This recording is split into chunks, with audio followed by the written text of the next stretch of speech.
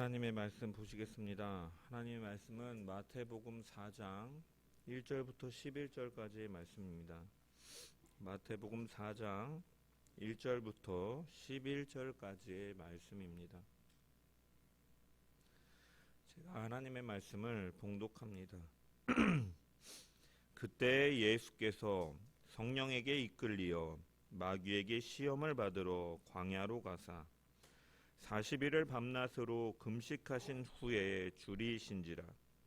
시험하는 자가 예수께 나와서 이르되 내가 만일 하나님의 아들이거든 명하여 이 돌들로 떡덩이가 되게 하라. 예수께서 대답하여 이르시되 기록되었으되 사람이 떡으로만 살 것이 아니요 하나님의 입으로부터 나오는 모든 말씀으로 살 것이라 하였느니라 하시니, 이에 마귀가 예수를 거룩한 성으로 데려다가 성전 꼭대기에 세우고 이르되 내가 만일 하나님의 아들이거든 뛰어내리라. 기록되었으되 그가 너를 위하여 그의 사자들을 명하시리니 그들이 손으로 너를 받들어 발이 돌에 부딪히지 않게 하리로다 하였느니라. 예수께서 이르시되 또 기록되었으되 주 너의 하나님을 시험하지 말라 하였느니라 하시니, 마귀가 또 그를 데리고 지극히 높은 산으로 가서 천하만국과 그 영광을 보여 이르되 만일 내게 엎드려 경배하면 이 모든 것을 내게 주리라. 이에 예수께서 말씀하시되 사탄아 물러가라.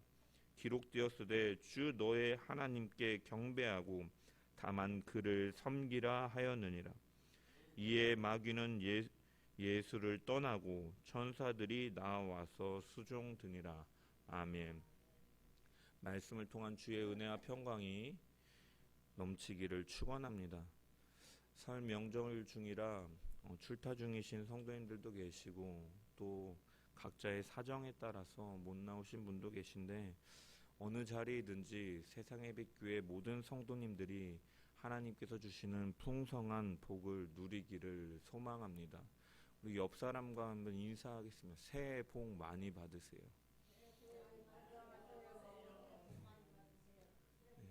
하나님의 풍성한 복을 누리시길 소망합니다. 우리가 읽고 본 말씀은 굉장히 우리가 잘 알고 있는 말씀으로 예수님께서 광야에서 마귀에게 시험을 받으시는 내용입니다. 1절의 말씀을 보면 그때 예수께서 성령에게 이끌리어 마귀에게 시험을 받으러 광야로 가사라고 시작하고 있습니다. 여기 그때라고 번역된 헬라어는 토테라는 단어인데, 이 토테는 앞에 있는 사건과 밀접한 관계를 나타내고 있을 때 가리키는 표현입니다.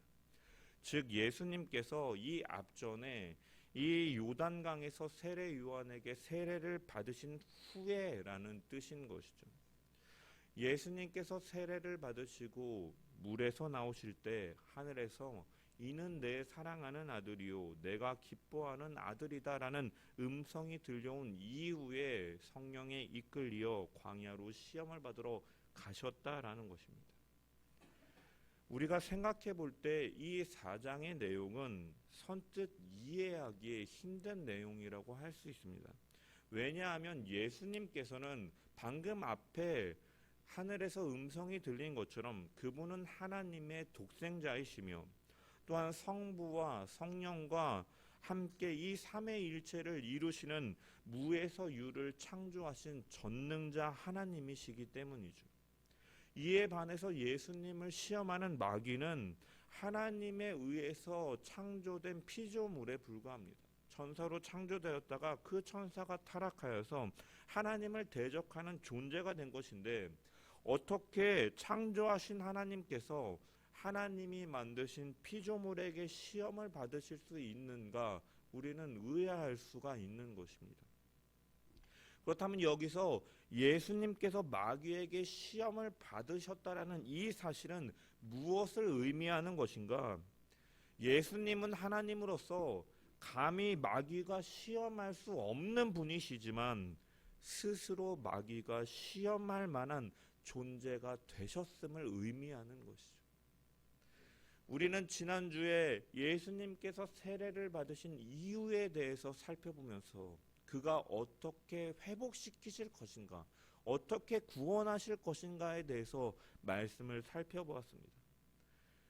하나님께서 요구하시는 모든 의, 이스라엘이 열방 가운데서 하나님의 백성으로 제사장 나라요 거룩한 백성으로 선택받았지만 이루지 못했던 그 의를 이루시기 위해서 주님은 이 땅에 오셨습니다. 예수님께서 이 땅에 오신 것은 예수라는 이름에서 드러나는 것처럼 자기 백성을 죄에서 구원하시기 위해서 성부의 계획에 따라 오신 것이죠. 이 땅에 존재하는 사람 중에 죄가 없는 사람은 아무도 없기 때문에 이 죄의 문제를 대속할 수 있는 자가 없기 때문에 거룩하신 하나님께서는 스스로 이 땅에 오셨고, 이 죄의 아담의 혈통 아래에서 태어나신 것이 아니라 성령을 통해 잉태된 동정녀 마리아를 통해서 이 땅에 죄가 없으신 분으로 오신 것이죠. 그런 그가 회개의 세례를 받으셨다라는 것은 하나님 앞에 죄인된 자리까지 그가 내려가셨음을 의미하는 것이다라고 말씀을 드렸습니다. 예수님께서는 우리를 죄 가운데서 구원하시기 위해 인간으로 오셨고 스스로 낮추셔서 죄인의 자리에 서셨으며 십자가에서 죽으시는 그 사역이 이루어짐을 이 세례 장면에서 가리키고 있다라는 것이죠. 인간은 하나님의 의를 완전히 이룰 능력이 없기 때문에 하나님이신 예수 그리스도가 이 땅에 오셨고 그 의를 대신 성취하시기 위해 오셨음을 이 세례를 받는 이 장면에서 예수님께서 세례를 받으신 것은 자기 백성의 자리에 참여하시기 위해서, 대속하시기 위해서 세례 자리에 있으셨다라는 것을 우리는 살펴보았습니다. 마찬가지로 예수님께서 세례를 받으신 직후에 성령에 이끌려 광야로 나가셔서 시험을 받으신 것도 결국은 그 의를 이루기 위해서 시험을 받는 자리에까지, 시험을 받으실 만한 대상이 아니시지만 스스로 낮추셔서 시험을 받으신 것입니다. 1절에 여기 성령에 이끌리어라는 말을 직역해 보면 성령으로 말미암아 광야로 인도하여 올려졌다라는 의미로 해석할 수가 있습니다. 예수님께서 광야로 가신 것은 마리아로 하여금 그를 잉태케 하고 세례를 받으실 때 임하신 성령의 감동하심과 이끄심에 따라 나아갔다라는 것이죠. 즉 이끌리어 가사라는 말은 수동형으로 쓰여짐을 통해서 예수님께서 자신의 결정에 의해서 마음대로 나간 것이 아니라 성령의 이끄심에 따라 순종하며 나아가셨고, 그 성령의 이끄심대로 나아갔다라는 것은 하나님의 의도와 목적을 향해서 나아가셨다라는 의미인 것이죠. 즉 예수님께서 광야에서 마귀에게 시험을 받으신 것은 이 사실 가운데는 하나님의 의도와 목적이 분명히 있다라는 것을 우리는 발견할 수 있다라는 것입니다. 그리고 그것은 바로 우리를 구원하시기 위해서, 우리를 도우시기 위해서 그 시험을 받으신 것이죠. 히브리서 기자는 4장 15절에서 16절의 말씀을 보면 우리에게 있는 대제사장은 우리의 연약함을 동정하지 못하실 이가 아니요 모든 일에 우리와 똑같이 시험을 받으신 이로되 죄는 없으시니라 라고 말씀하고 있습니다. 예수님께서는 우리를 도우시기 위해서, 우리를 구원하시기 위해서 지금 우리가 살아가면서 받는 유혹과 똑같은 유혹을 받으셨기 때문에, 경험하셨기 때문에, 우리 인간이 얼마나 연약한지를 아시고 직접 경험하셨기 때문에 유혹받는 우리를 도우실 수 있는 분이다라고 말씀하고 있는 것입니다. 우리를 완전하게 도우시기 위하여 주님은 체휼하심으로 성령에 이끌려 하나님의 의도와 그 뜻 가운데 광야로 나아가셔서 그 시험을 받으신 것입니다.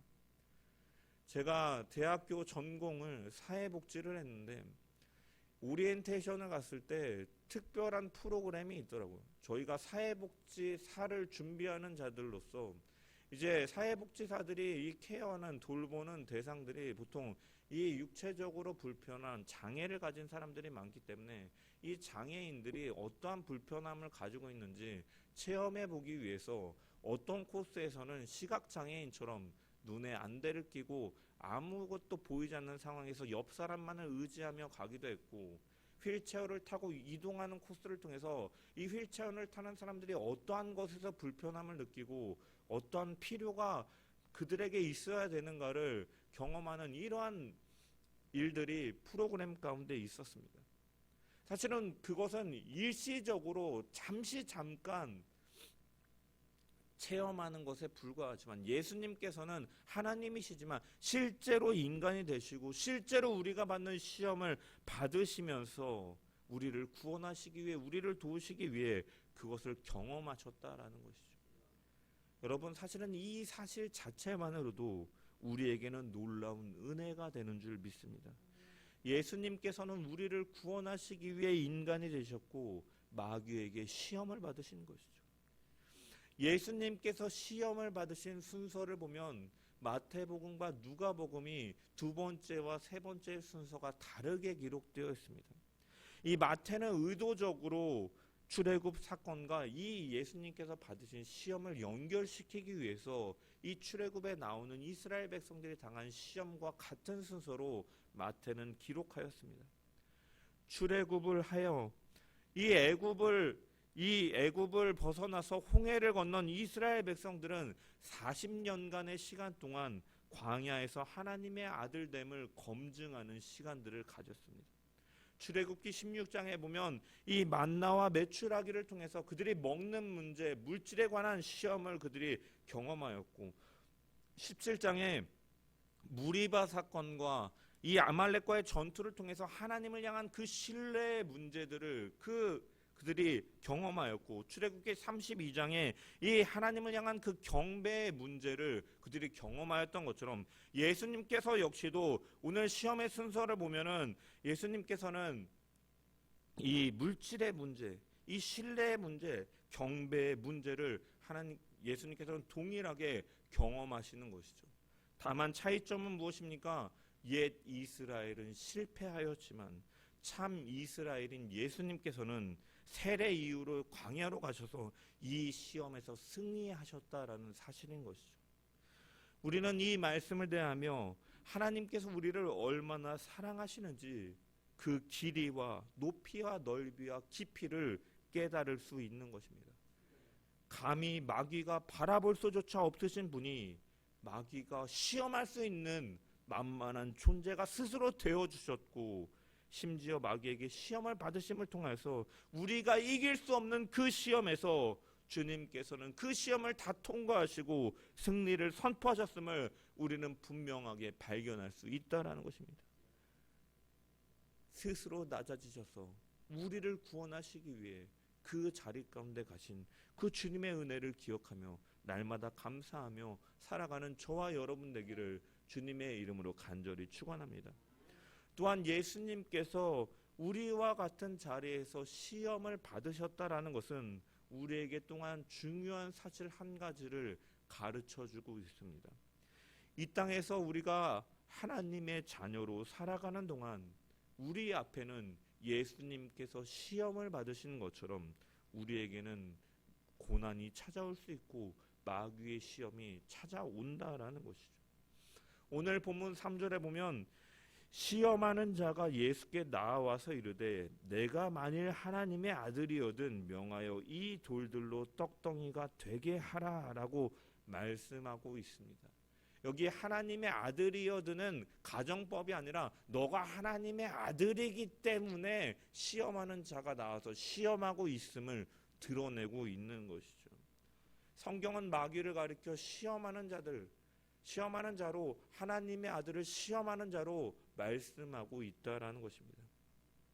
베드로 사도는 이 베드로전서 5장 8절에서 9절에 근신하라 깨어라 너희 대적 마귀가 우는 사자와 같이 두루 다니며 삼킬 자를 찾나니 너희는 믿음을 굳건하게 하여 그를 대적하라.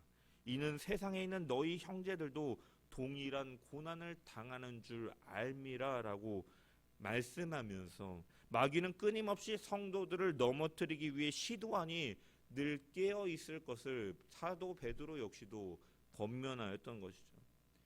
실제로 마귀는 에덴 동산에서 아담과 하와를 유혹하고 시험한 이래로 끊임없이 시험하는 일을 갖습니다. 다윗도 시험에 들어서 밧세바를 범하는 죄를 저질렀고 베드로도 시험에 들어 주님을 부인하는 실수도 저질렀습니다. 이처럼 수많은 주의 일꾼들이 시험에 들어 믿음이 흔들리는 일들이 나타나는 것이죠. 하지만 우리가 기억해야 될 것은 그러한 시험이 우리 가운데 닥칠지라도 우리가 욥기를 통해서 분명히 알 수 있는 것은 무엇이냐? 마귀의 시험조차도 결국은 하나님의 허락 아래에 있다라는 사실을 기억해야 되고, 하나님의 그 허락은, 하나님의 그 뜻은, 그 의도는 그의 자녀들을 향해서 자녀들을 지키시고 자녀들을 성장시키시고 자녀들을 향한 언제나 선한 계획 가운데 그 일들이 이루어진다라는 신뢰가 결코 흔들리지 말아야 된다는 사실을 우리는 또한 성경을 통해서 도전받을 수 있는 것입니다. 예수님께서는 마태복음 7장 11절에 비록 너희가 나쁜 사람이라 할지라도 하물며 자녀에게 좋은 것을 줄 줄 알거든 하물며 하늘에 계신 너희 아버지께서 구하는 자들에게 좋은 것을 주지 않겠느냐라고 말씀하셨습니다. 하나님의 그 뜻은 분명히 자녀를 향한 선하신 계획과 지키심과 그 구원을 이루시는 데 있다라는 것이죠. 하지만 그 가운데서 우리 가운데, 우리의 삶 가운데는 항상 좋은 일만이 일어나지는 않는다라는 거예요. 하나님의 자녀의 삶 가운데 죽음과 절망과 슬픔과 아픔이 있다라는 것이죠.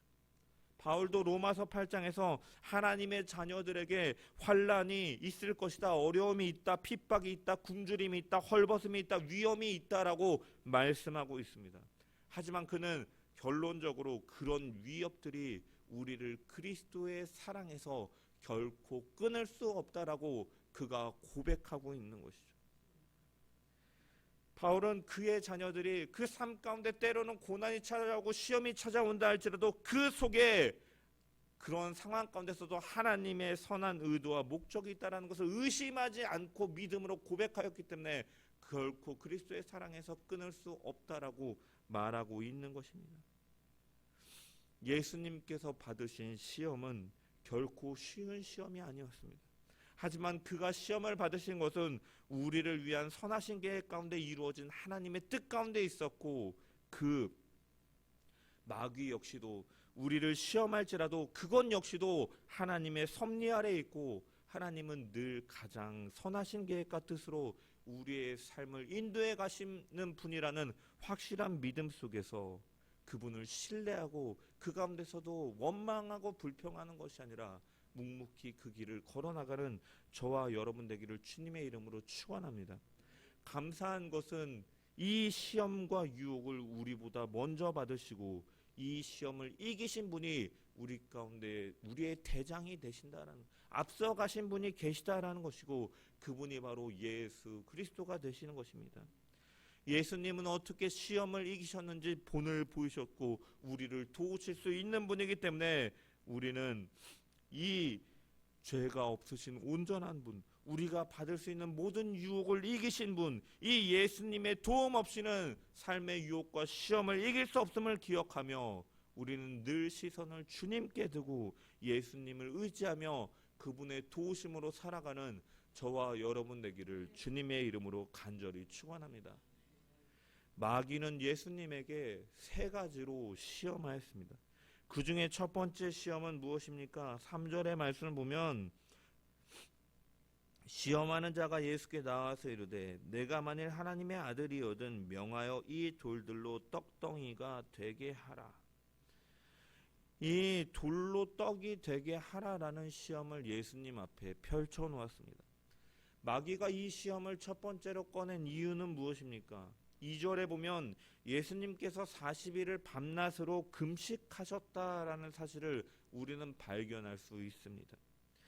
예수님께서는 하나님이시지만 육신의 옷을 입고 우리와 똑같은 몸을 가지시고 인간의 몸으로 오셨기 때문에 예수님은 무엇인가를 먹지 않고서는 생존할 수 없는 상황이었던 것이죠. 따라서 예수님의 어떻게 보면 이 순간의 예수님의 생각은 먹는 문제에 집중해 있을 수밖에 없는 것입니다. 저도 예전에 기도원에 가서 금식 기도를 몇 번 한 적이 있는데 제 머릿속에는 이게 먹고 싶다, 저게 먹고 싶다, 삼겹살이 먹고 싶다, 달달한 커피가 먹고 싶네, 떡볶이가 먹고 싶네, 끊임없이 음식에 대한 그 기억들이 뇌리를 지나가는 것을 경험하였습니다. 예수님은 40일간이나 금식하셨고 그렇기 때문에 음식에 대한 생각이 간절했을 것인데 마귀는 이 사실을 모를 리가 없기 때문에 처음 시도한 시험이 바로 돌이 떡이 되게 해서 먹으라는 것이죠. 예수님이 능력이 있으신 분이잖아요. 그 능력을 하실 수 있는 분이라는 것도 알고 있기 때문에 마귀는 그것을 가지고서 시험하고 있는 것입니다. 이 첫 번째 시험에서 우리가 발견할 수 있는 것은 마귀가 시도하는 시험은 무엇을 가지고 시험하냐? 바로 우리가 집중하고 생각에 집중되어 있는 문제를 가지고서 우리를 시험하는 경우가 많이 있다라는 거죠. 우리가 지금 무엇에 마음을 뺏기고 있고 우리가 무엇을 우선으로 생각하고 있는가를 마귀는 알므로 그것을 올무로 삶아서 미끼로 시험한다라는 것입니다. 그것 없이는 죽을 것 같은 것, 너무나 좋아해서 사랑해서 미칠 것 같은 것, 그런 것들을 가지고 우리를 넘어뜨리려고 쓰러뜨리려 하는 그러한 시험이 있다라는 것이죠. 우리는 그렇기 때문에 우리는 내가 정말 사랑하는 것이, 내가 정말로 소중히 여기고 내 생각이 집중되는 것이 사실은 나를 넘어뜨릴 수 있는 일들임을 기억하면서, 그리고 우리가 아무리 소중하게 생각한다 할지라도 하나님보다 결코 우선될 수 없음을 기억하면서 항상 우선순위를 무엇인지를, 그리고 우리가 생각하는 것이 이 땅의 것들로 채워지는 우리의 삶이 아니라 진정으로 하나님을 생각하고 그분을 사모하고 그분을 경배하는 하나님을 향한 그 생각과 그 집중 속에서 우리가 시험을 이겨가는 우리 모든 자들 되기를 주님의 이름으로 간절히 축원합니다. 또한 마귀가 돌을 떡으로 바꾸는 시험을 낸 것은 예수님에게 있어서 또한 어떠한 의미였겠습니까? 바로 메시아로 오신 것을 더 쉽게 드러내라는 유혹일 수 있는 것입니다. 경제가 많이 침체되어 있고 물가는 오르고 많은 사람들이 경제의 어려움에 따라 직장을 잃어가는 시대 속에서 국민들이 정치를 하는 사람들에게 바라는 염원이 무엇입니까? 경제를 회복시킬 수 있는, 경제를 성장시킬 수 있는 사람을 기대하고 고대하는 가운데 투표를 하죠. 그래서 제일 공약 첫 번째로 나오는 게 무엇입니까? 경제를 잘 아는 대통령, 경제를 살리는 대통령을 항상 하든지 못하든지 간에 제일 전면에 내세우는 것을 볼 수가 있죠. 마찬가지로 여러분, 이 당시에 이 유대인들은 로마의 지배 아래에 있는 사람들이에요. 먹을 것이 풍족하겠습니까? 입을 것이 많겠습니까? 사실은 어려움이 이러한 이 핍박과 박해와 이 지배 아래 가운데서 만약에 예수님께서 이러한 것들을 이 돌을 떡으로 바꿔서 이들의 모든 배고픔을 해결할 수 있는 분으로 드러내면 여러분, 사람들은 분명히 혹하여 몰려들 수밖에 없는 것이죠. 하지만 예수님께서는 분명히 그러한 능력이 있으신 분이었지만 보리떡 5개와 물고기 2마리로 5,000명을 먹이시고 12광주리를 남기실 수 있는 능력이 있으신 분이었지만 그분은 능력을 행하시는 대신에 하나님의 말씀에 순종하고 하나님의 말씀에 의지함을 통하여서 자신의 메시아 사역의 방향을 드러내셨다라는 것입니다. 두 번째 시험은 5절에서 6절의 말씀을 보면 이에 마귀가 예수를 거룩한 성으로 데려다가 성전 꼭대기에 세우고 이르되 내가 만일 하나님의 아들이여든 뛰어내리라. 기록되었으되 그가 너를 위하여 그의 사자들을 명하시리니 그들이 손으로 너를 받들어 발이 돌에 부딪히지 않게 하리도다 하였느니라. 성전 꼭대기를 올라가 뛰어내리라 라고 시험합니다. 그러면서 이 시험을 하면서 하나님의 말씀도 건방지게 인용하죠. 시편 91편 11절에 12절의 말씀을 인용해서 그가 너를 위하여 그의 사자들을 명하시리니 그들이 손으로 너를 받들어 발이 돌이 부딪히지 않게 하리라. 이 기록되어 있는 이 시편의 말씀을 인용하면서 예수님을 시험하고 있는 것이죠. 너는 하나님의 아들이기 때문에 뛰어내리면 하나님께서 받아주실 것이고 털끝 하나 다치지 않을 것이니 기적을 행하라 라는 말인 것입니다. 마귀는 예수님께서 메시아로 오셨다라는 사실을 누구보다도 잘 알고 있는 자입니다. 그리고 앞으로 예수님께서 메시아로서 여러 가지 공생의 사역을 하실, 가르치시고 고치시고 선포하실 이 사역을 하실 것을 너무나 잘 알고 있는 마귀인 것이죠.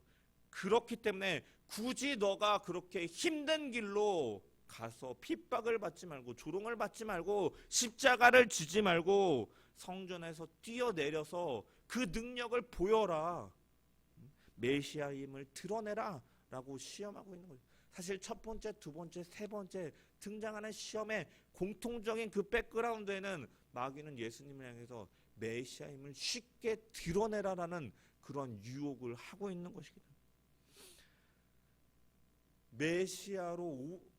메시아로서 구원하시고 통치하기 위해서 주님은 오셨던 것이죠. 그 목표를 마귀는 교묘하게 이용해서 이것을 시험하고 있음을 우리는 발견할 수 있습니다. 이처럼 마귀는 우리가 간절히 바라고 이루고자 하는 목표를 가지고 시험을 삼을 때가 많이 있다라는 것입니다.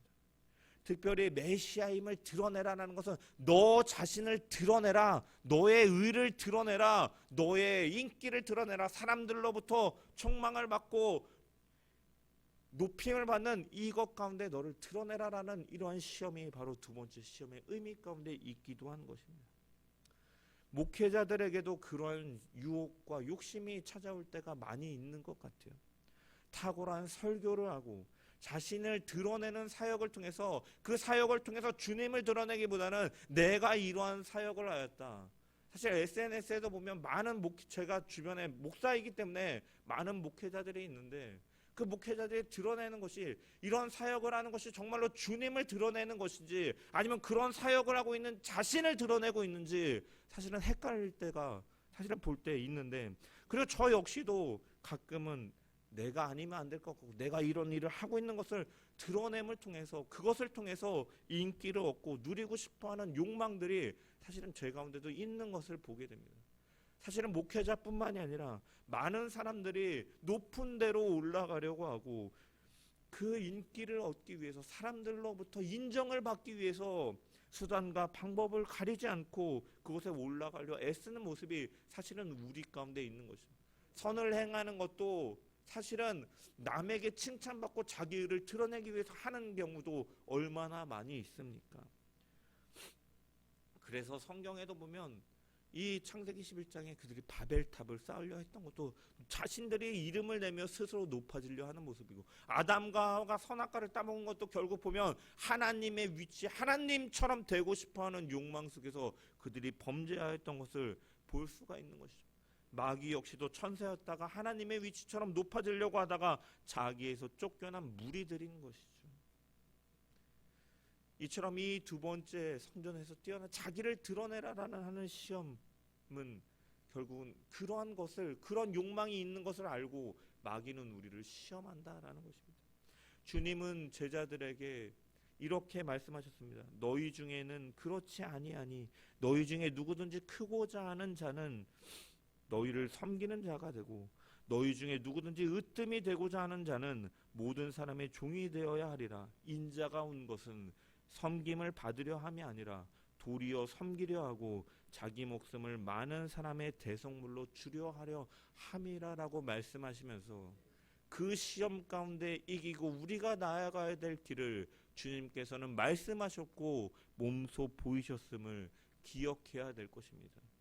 성도는 자기 자랑, 내가 얼마나 복음을 전하고 내가 얼마나 말씀을 보고 내가 얼마나 기도 생활하고 내가 얼마나 오래 교회를 다녔고 이러한 자기 자랑과 자기 의를 드러내는 것이 아니라 사실 그러한 모든 것은 하나님의 은혜를 아는 자로서 하나님 앞에 그것을 내세우고 자랑하는 것이 아니라 그렇게 하는 것은 내게 베푸신 하나님의 은혜가 얼마나 큰지를 알기 때문임을 기억하면서 하나님의 은혜만을 드러내며 살아가는 저와 여러분 되기를 소망합니다.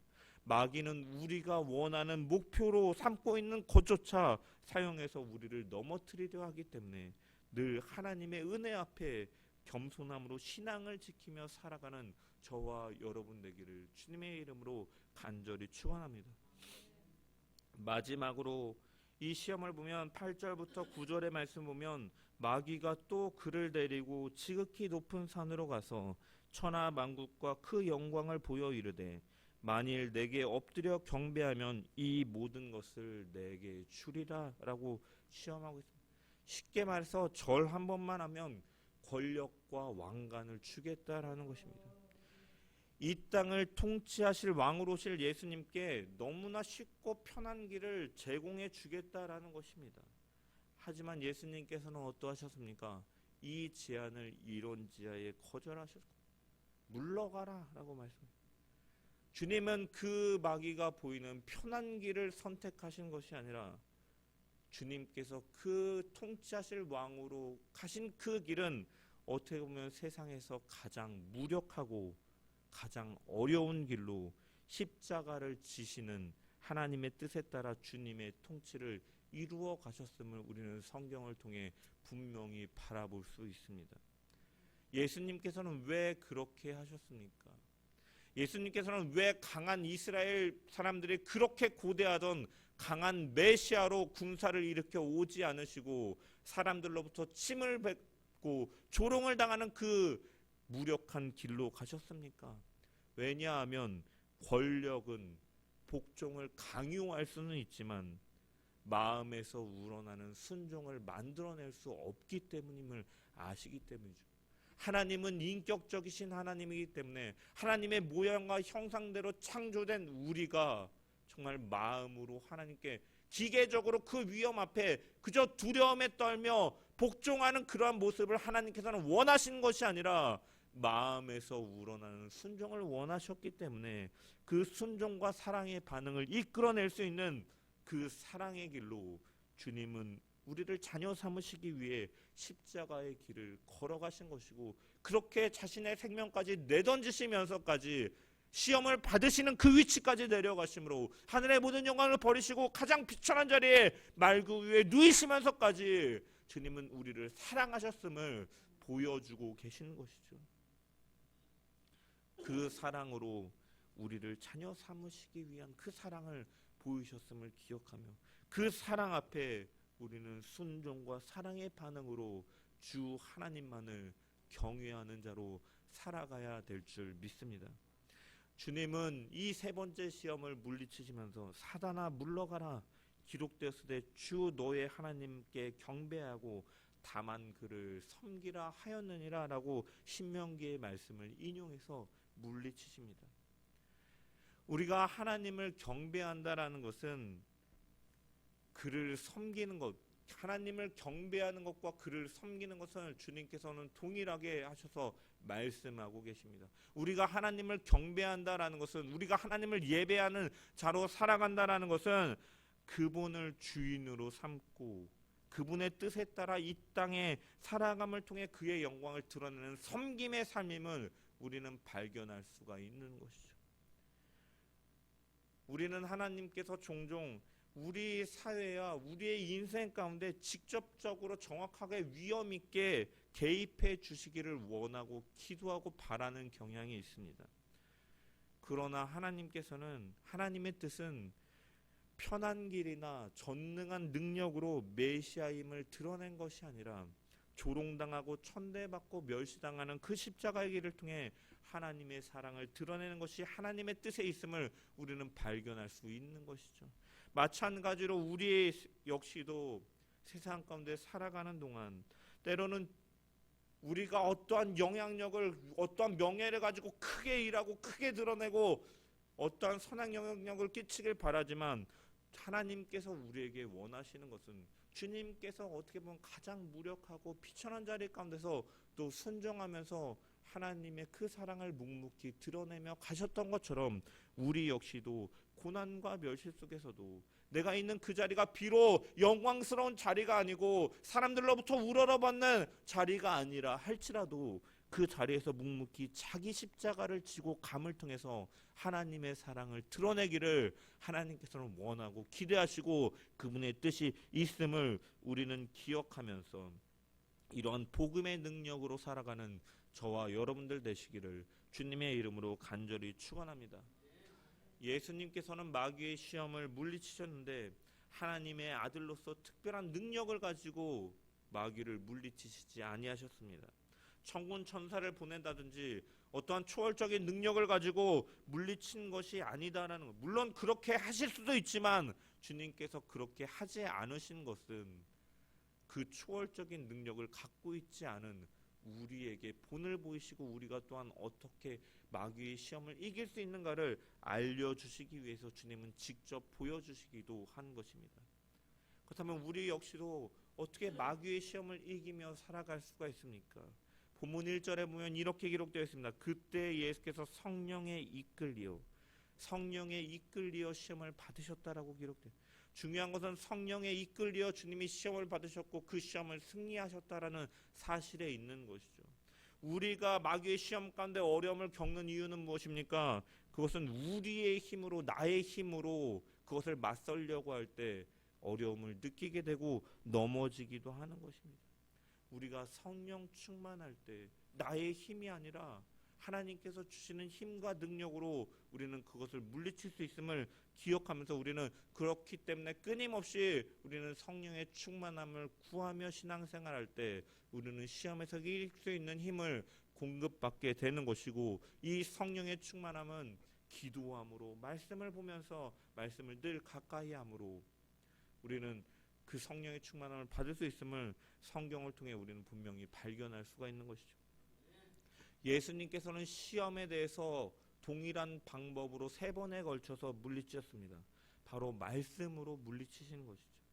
마귀가 시험하자 예수님께서는 반복적으로 이런 말씀으로 시작합니다. 기록되었으되 성경의 말씀을 선포하고 계시는 것이죠.